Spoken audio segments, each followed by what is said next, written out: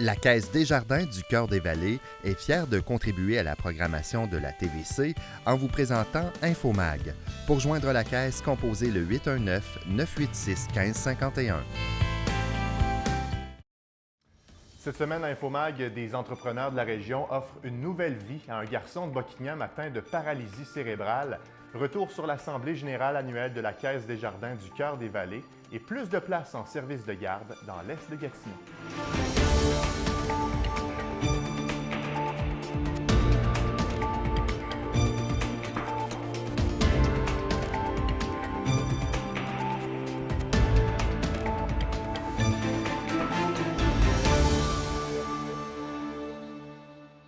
Bonjour à vous à la maison, je m'appelle Mathieu Daou et bienvenue à Infomag. Tout d'abord, plus de 25 entrepreneurs de la région ont décidé de se rallier afin de venir en aide au jeune Justin et sa famille de Buckingham. Justin est âgé de 11 ans et est né avec une paralysie cérébrale. Sa mère, Joséanne Perron, doit consacrer toutes ses journées afin d'offrir à son fils le soutien nécessaire. Le problème, c'est que la maison mobile dans laquelle la famille habitait depuis 4 ans était déclarée insalubre et n'était pas adaptée aux besoins de Justin, même que ses crises d'épilepsie augmentaient considérablement dues à la moisissure. La famille doit également payer des factures médicales très élevées avec un seul revenu. C'est d'ailleurs ce qui les empêchait de faire des travaux de rénovation. Grâce à l'association Le Chemin Idéal et plusieurs entrepreneurs, une nouvelle maison sera construite afin d'offrir à Justin et sa famille une meilleure qualité de vie. Et pour sa maman, c'est un rêve qui va bientôt se réaliser. Bien, c'est vraiment c'est inestimable. On peut pas, il n'y a pas vraiment de mots pour exprimer tout ce qu'on ressent. C'est gros, c'est fort, c'est un sentiment de générosité qui est tellement grand. Oui, la maison n'était pas adaptée. Les passages étaient vraiment petits. La salle de bain était même pas conforme pour un enfant handicapé. Puis, il y avait beaucoup de moisissures. Ça faisait que Justin, les problèmes respiratoires, il y en avait énormément. La famille aussi. Nous aussi, on avait des problèmes, surtout quand on avait des grippes. Mais Justin, lui, c'était en tout temps. Et les crises d'épilepsie, il en faisait beaucoup. Puis, le médecin pensait dû à la moisissure que les crises d'épilepsie étaient comme ça, car quand on était à la roulotte, il n'en faisait pas de crise d'épilepsie. Je veux dire un gros merci. Puis, c'est vraiment vous donner à quelqu'un qui en a vraiment besoin, on ne pourrait pas s'en sortir sans la communauté. Là. Si ce ne serait pas d'eux autres, on serait pris encore dans notre maison insalubre. Le dévoilement de la nouvelle maison de Justin aura lieu au début du mois de juillet. L'association Le Chemin Idéal, qui aide les familles les plus vulnérables à se sortir de la pauvreté, demande votre aide afin de recueillir 27 000 $ supplémentaires qui serviront à finaliser le projet. L'équipe va même remettre des reçus d'impôts à tous les donateurs. Pour plus d'informations, 613-686-1912. Plus d'une centaine de membres de la Caisse Desjardins du Cœur-des-Vallées se sont rassemblés cette semaine à Tursault afin d'assister à l'Assemblée générale annuelle de la coopérative financière. Quelques-uns d'entre eux se sont déplacés non pas pour connaître les états financiers de la Caisse, mais plutôt pour faire part de leurs inquiétudes concernant le retrait des guichets automatiques de Plaisance et de Notre-Dame-de-la-Salette. À compter de la mi-août, les deux villages vont perdre en effet leurs guichets, tout comme plusieurs autres endroits au Québec. C'est la baisse du nombre de transactions enregistrées au cours des dernières années qui est en cause. L'ensemble des services sera centralisé à Val-des-Bois, soit à 75 km de Plaisance. La coopérative a affirmé avoir entamé des discussions avec la Fédération québécoise des municipalités et la Fédération des caisses Desjardins du Québec. Pour le moment, on sait qu'un projet pilote verra le jour bientôt, un outil qui permettra de répondre aux besoins des membres et de la population. Voici d'ailleurs les précisions du directeur général de la Caisse Desjardins du Cœur-des-Vallées, M. Philippe Harkins. En fait, on devrait avoir des détails bientôt, prochainement. Nous, on a une rencontre, on a une assemblée générale extraordinaire qui aura lieu le 11 juin. Alors, on est certain qu'à ce moment-là, on devrait avoir des réponses. Là. Ce qui va être présenté comme outil, c'est un outil qui s'adresse davantage, finalement, à la question d'obtenir de l'argent comptant. Parce que, dans le fond, les gens, ce qu'ils nous ont mentionné, la priorité numéro 1 qui nous a été mentionnée, c'est vraiment d'accéder à de l'argent comptant, d'avoir accès à du cash. Par contre, si on regarde Notre-Dame-de-la-Salette, eux sont clairement exprimés en fait, comme quoi qu'ils n'ont pas accès à l'Internet. Puis, quand on y va, on regarde comme il faut, puis on fait le tour. Oui, le cœur villageois, oui, a accès à de l'Internet.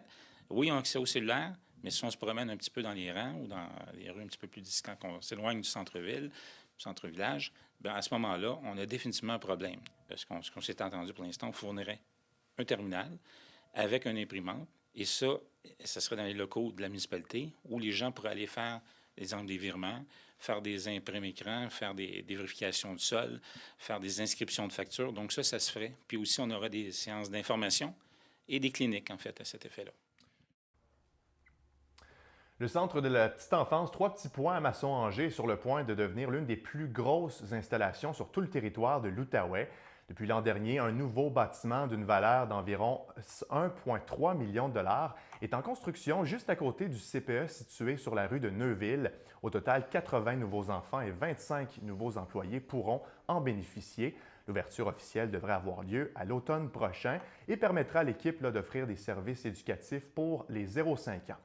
Par ailleurs, 3 petits points se fera bientôt l'acquisition du CPE Zamizou, toujours dans le secteur Masson-Angers. Cette fusion portera le nombre total de places en installation en 218, sans oublier les 514 places en milieu familial. Voici les précisions de la directrice générale du CPE Zamizou, Mme Sylvie Grenier. Depuis le nouveau gouvernement, M. Couillard, il y a eu beaucoup de coupures qui ont été faites dans les 4 dernières années au niveau du réseau.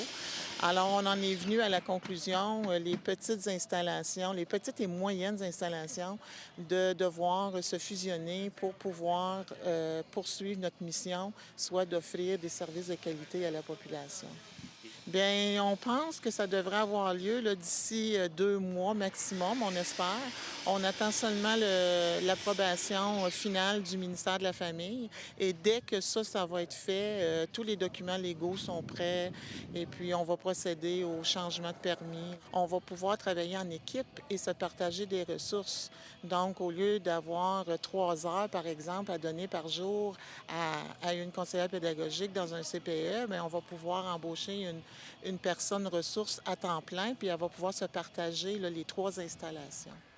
Le CPE 3 petits points est présentement à la recherche d'employés. Pour plus d'informations, www.cpe3petitspoints.com. On change de sujet dans le cadre de la semaine de l'action bénévole. Le Centre Action Génération des aînés de la vallée de la Lièvre a récompensé les bénévoles de la région qui œuvrent auprès des personnes aînées. Plus de 200 personnes étaient présentes au complexe communautaire de Buckingham mardi dernier afin de partager un repas. On peut dire que l'événement est maintenant rendu un incontournable afin de souligner le travail de ces gens-là qui s'impliquent dans leur communauté. La directrice du Centre Action Génération des aînés, Michelle Osborne, indique que leur implication permet de soutenir tous les services pour les personnes aînées. On l'écoute. Le Centre a 35 ans cette année. On est à notre 35e anniversaire de fondation et il a été fondé par ses bénévoles. Anciennement, l'Association des bénévoles de la vallée de la Lièvre, qui est devenue le CAGA. Donc, tous ces aînés-là s'impliquent, pas juste chez nous, mais auprès des aînés de toute la vallée. Fait que c'est extraordinaire. On part de Beaumont, Val-des-Bois, jusqu'à Angers. Fait que c'est tous les aînés, autant les cercles d'infirmières, cercles de loisirs, hôpital, fondation du CHSLD, le CHSLD, tous les clubs et tous les aînés, c'est sûr, de notre organisme qui font le transport, la bouffe mobile et tous nos bons bénévoles. On est là pour les remercier. Puis on a 230 bénévoles aujourd'hui et ils ne sont pas tous là. Il y en a qui ne pouvaient pas pour une raison X ou venir aujourd'hui. Là. Mais c'est extraordinaire, les bénévoles. Moi, vraiment, je travaillais beaucoup plus dans Gatineau, mais l'implication bénévole dans la vallée est extraordinaire. Grâce à l'implication des bénévoles, le SAGA offre des services de maintien à domicile, de transport, de livraison de nourriture et organise plusieurs activités conçues spécialement pour les personnes aînées. Mme Osborne nous parle maintenant de certaines nouveautés qui s'ajoutent cette année. On a fait notre calendrier promotionnel cette année qui annonce tous nos services. Puis pour la première fois, on a instauré une carte de membre qu'il n'y avait pas avant. La carte de membre, elle est gratuite. Les gens peuvent avoir accès à un calendrier de promotion de nos services. Puis en plus, ils ont accès tous les mois à un tirage. Nous, ce qu'on veut, c'est vraiment officialiser nos AGA avec un membership en règle. Donc, c'est une nouveauté qu'on a au CAGA cette année. Ensuite, bien, je veux dire, toutes nos activités continuent. Et on a un volet qui est informatique qui va voir le jour au niveau des tablettes et des iPhones, parce que les aînés doivent être connectés et c'est de plus en plus ça. les ateliers bricots, ateliers santé, les travailleuses de milieu. Ça, c'est un programme très important pour les aînés qui sont vulnérables et isolés. Donc, on peut téléphoner chez nous et une travailleuse de milieu va se rendre dans ces milieux de vie-là pour informer les gens des services offerts. Fait que c'est vraiment extraordinaire. Puis pour les gens qui voudraient devenir bénévoles, c'est toujours possible de le faire aussi? Il faut téléphoner au 819-281-4343. Les élus de Gatineau ont eu un conseil municipal bien chargé mardi dernier. Lors de la rencontre qui se tenait ce mois-ci dans le secteur Buckingham, le conseil a adopté à l'unanimité son programme commun pour les 4 prochaines années. Parmi les grandes orientations, on retrouve le renforcement des services aux citoyens, l'amélioration du système de transport et la protection de l'environnement. Les élus ont d'ailleurs adopté une résolution qui favorise les rails, donc un train léger comme système de transport collectif dans l'ouest de la ville. Un autre point important à l'ordre du jour était la nouvelle réglementation qui permettra aux propriétaires de chiens de promener leur animal de compagnie avec une laisse dans la plupart des parcs municipaux. Le conseiller de Buckingham, Martin Lajeunesse, est très satisfait des avancements de ce dernier conseil municipal. On l'écoute. Les premières discussions lors de la rencontre du programme le matin, je pense que ça avait commencé un peu raide, mais je veux dire, il faut être capable de se parler. On est capable de se parler, on a débattu. Puis débattre, là, c'est un gros mot. Là. On a échangé. Puis quand on a fini la journée, bien, on était tous d'accord à ce qu'on avait mis dans le programme. Fait qu'on est allé chercher un peu là, les enjeux de tous les élus. Moi, ce qui me touche, c'est surtout les villes intelligentes, l'accessibilité aux citoyens. Il y a plusieurs choses, mais c'est pour l'ensemble de la ville. Moi, je suis très heureux. Là, on a une résolution qui est passée hier. On se rappellera que, là, 1 an, encore à Buckingham, ça brassait beaucoup là, pour les parcs à chiens, l'interdiction. Il y a 27 parcs, à peu près 25 à 27 parcs où est-ce que les chiens sont permis. Et à partir du 1er juin, ça va monter à 250 parcs. Fait que là, on va faire les affichages, où est-ce que c'est permis, où est-ce que c'est pas permis. Fait que ça sera pas permis des chiens sans laisse, mais en laisse, au moins, les gens vont pouvoir traverser un parc avec leurs chiens, avec leurs toutous. Et on va travailler sur aussi là, les parcs à chiens, les parcs sans laisse. Moi, j'ai toujours dans mon orientation, là, il y a des rencontres encore cette semaine avec l'Association des propriétaires de chiens pour le développement du parc là, en côté de la caserne de pompiers. Maintenant, bien triste nouvelle, après 62 ans de publication dans la vallée de la Gatineau, l'hebdomadaire La Gatineau fermera ses portes au cours des prochaines semaines. Dans un article publié sur son site Internet, l'équipe du journal indique faire face à d'importantes difficultés financières. La Gatineau a tenté à plusieurs reprises d'envoyer un signal d'alerte au gouvernement fédéral, mais en vain. Les journalistes, les infographistes et les autres employés perdront donc leur emploi prochainement. La Fédération nationale des communications croit qu'il s'agit d'une preuve de plus que la presse écrite a besoin d'être sauvée rapidement. On écoute d'ailleurs la présidente de la Fédération, Pascale Saint-Onge. C'est vraiment une partie de notre démocratie puis une partie d'une information essentielle à la population là, qui disparaissent. Donc, on est extrêmement peinés puis préoccupés là, par cette situation-là. À long terme, ce qu'on demande, c'est vraiment au gouvernement de se pencher sur toute la question de la pérennité de l'avenir de l'information parce que les revenus publicitaires qui s'en vont toujours plus entre les mains des géants du web, qui, eux, ne participent aucunement financièrement à la production de contenu, ça devient vraiment problématique. Et les premiers à y passer, c'est la presse écrite, mais on perçoit qu'il va y avoir des difficultés aussi pour la télévision, puis éventuellement pour la radio. Donc, il y a vraiment un cadre législatif et réglementaire à mettre en place.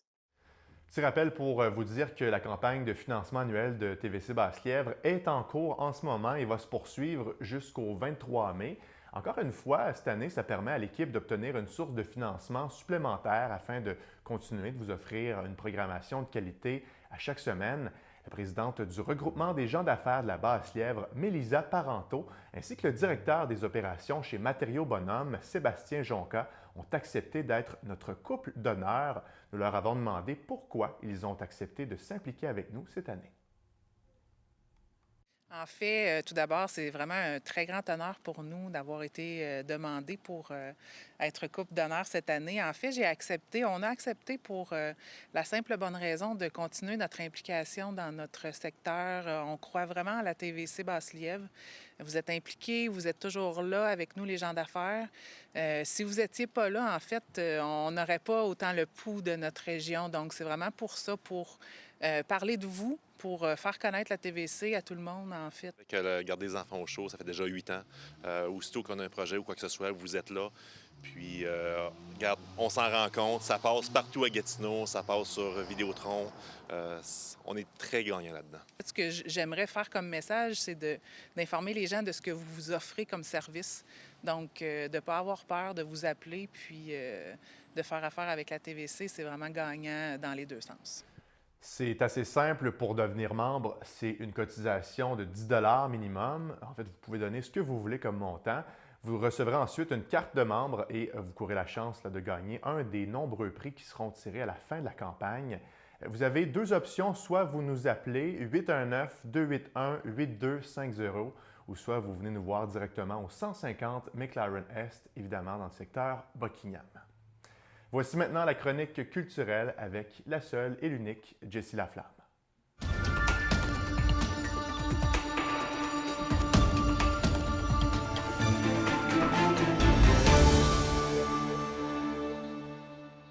Jessie, il y a le Festival Western de Saint-André-Avelin qui a dévoilé sa programmation. Oui, encore cette année, Mathieu, on vise sur la diversité, la variété, donc plusieurs spectacles à l'horaire. Pour une première fois, ça se déroule sur 11 jours. Donc, on a du temps amplement pour présenter plusieurs spectacles.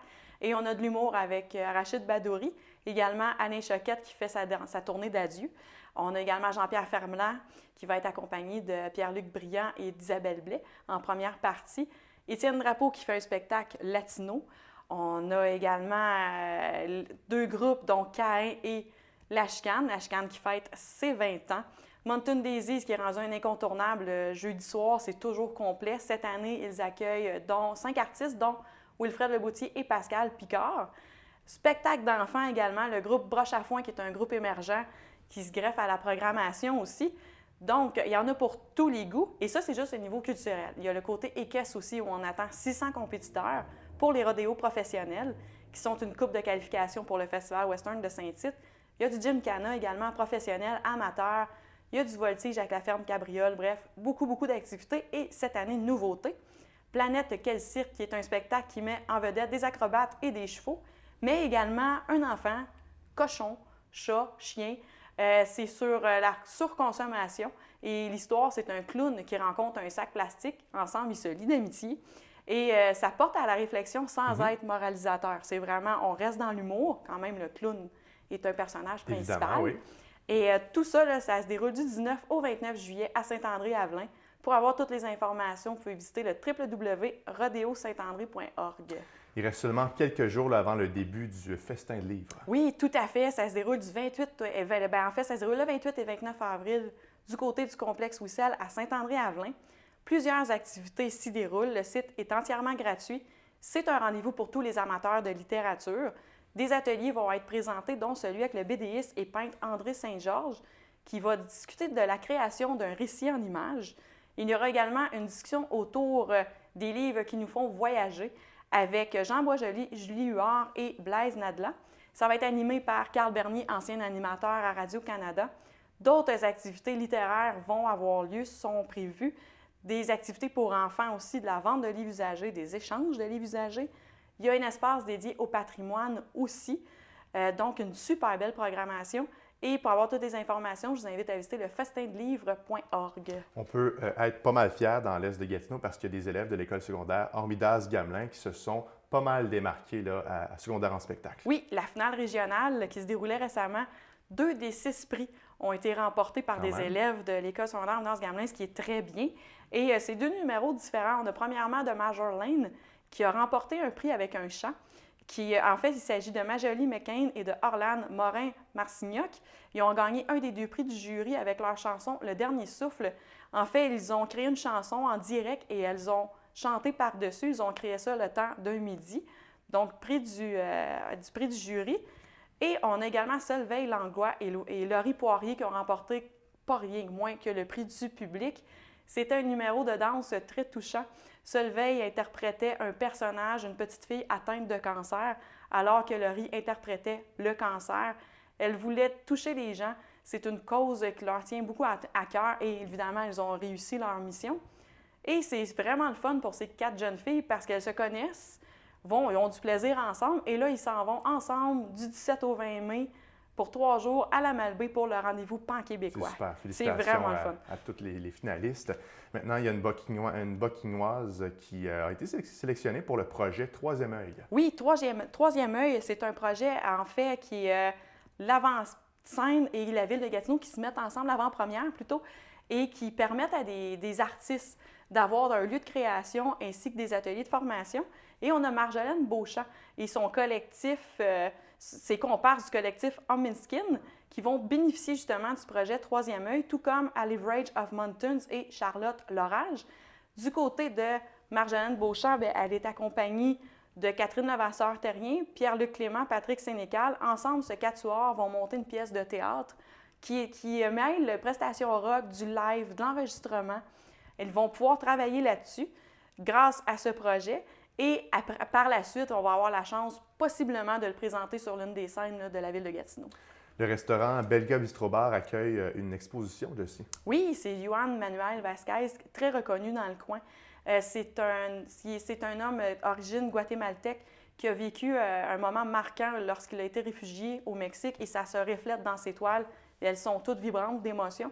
Depuis son arrivée au Canada, il a fait plusieurs expositions solo et en groupe un peu partout, donc Québec, Nouveau-Brunswick, en Ontario ainsi qu'à Monaco. Ses œuvres sont reconnues partout. On en retrouve dans plusieurs collections privées, plusieurs collections publiques et il sera au Belga Bistro Bar, donc pour un vernissage le jeudi 10 mai lors d'un 5 à 7. Et en terminant, Jessie, le Chœur classique de l'Outaouais va présenter bientôt 2 spectacles. Oui, tout à fait. Le 28 et 29 avril à l'église Saint-François-de-Sales. Le 28 avril, c'est à 19h30. Le 29 avril à 15h30. Et ils vont interpréter des pièces de Tchaïkovski. Et c'est possible d'avoir toutes les informations sur le site culturepapineau.org. Jessie Laflamme, c'est toujours un plaisir. Je te remercie beaucoup. Bien, merci à toi. La Caisse Desjardins du Cœur des Vallées est fière de contribuer à la programmation de la TVC en vous présentant Infomag. Pour joindre la Caisse, composez le 819-986-1551.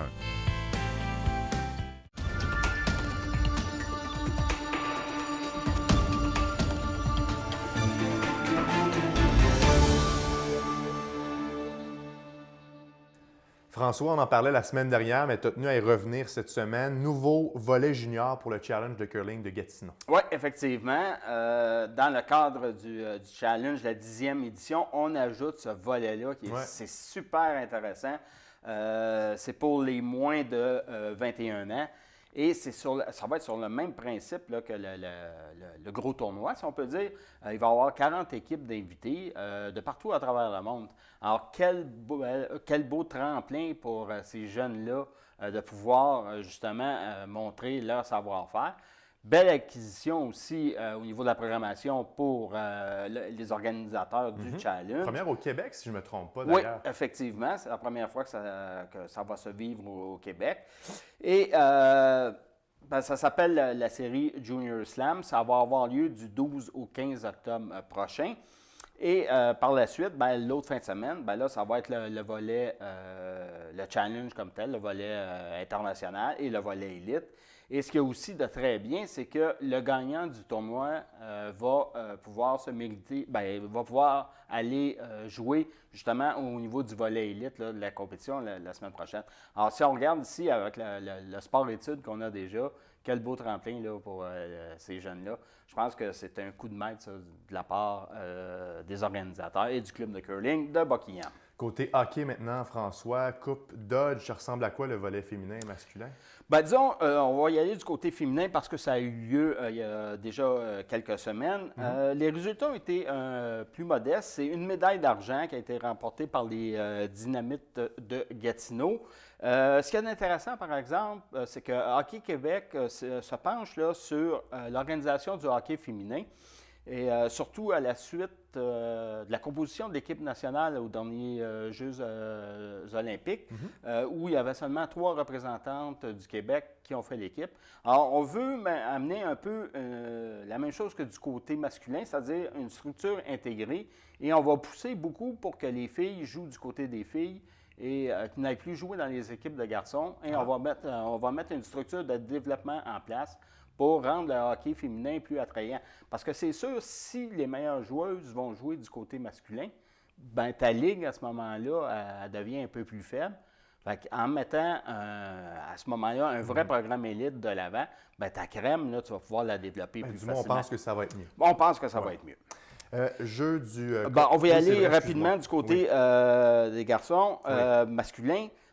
Simplement pour mentionner que du côté du centre sportif à Buckingham, ben, c'est le Pee-Wee 2A qui évolue ici. Les voisins de Papineau, en date de jeudi, ont remporté leur premier match. Donc, ça se poursuit pour toute la fin de semaine. On y reviendra la semaine prochaine avec les résultats plus détaillés. Oui. Maintenant, jeu du Commonwealth.